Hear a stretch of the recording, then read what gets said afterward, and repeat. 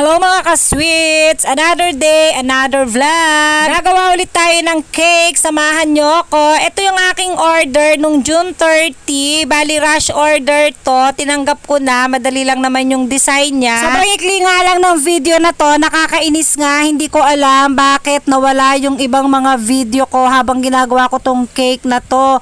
Naka-black lang siya. Ayaw niya talagang ma-open. Kaya sobrang mini vlog lang talaga to. And sobrang tagal na nga, natatamad nga akong mag voice over at ayan nga, nalagyan ko na nga siya ng drip dito. Nilagay ko muna sa ref yung cake para mag-set yung kanyang drip at ang ginamit ko lang na pang drip doon ay whippet. So napabilib nga ako sa whippet, talagang napaka-stable, pwede pala siyang ipang drip.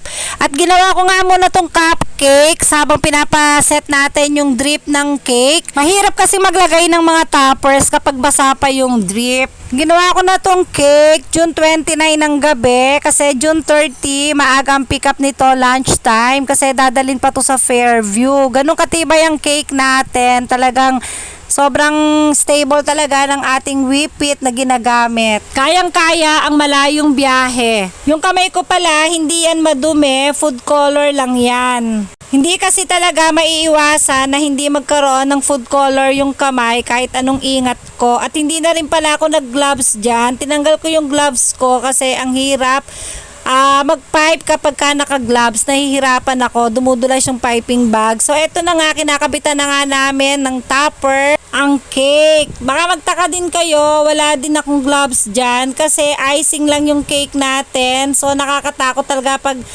yung aking gloves kasi medyo malaki. So, na meron siyang nag-e-extend. Kaya pagka naglalagay ako ng mga topper tapos naka-icing ako, sumasagi talaga sa icing ng cake, nasisira. Naghugas naman ako ng kamay bago hawakan ng mga toppers. At ayan nga, tapos na nga yung cake natin. At nag-feedback na nga si client na sobrang nasarapan daw talaga sila sa cake at natuwa yung tatay niya sa design ng cake.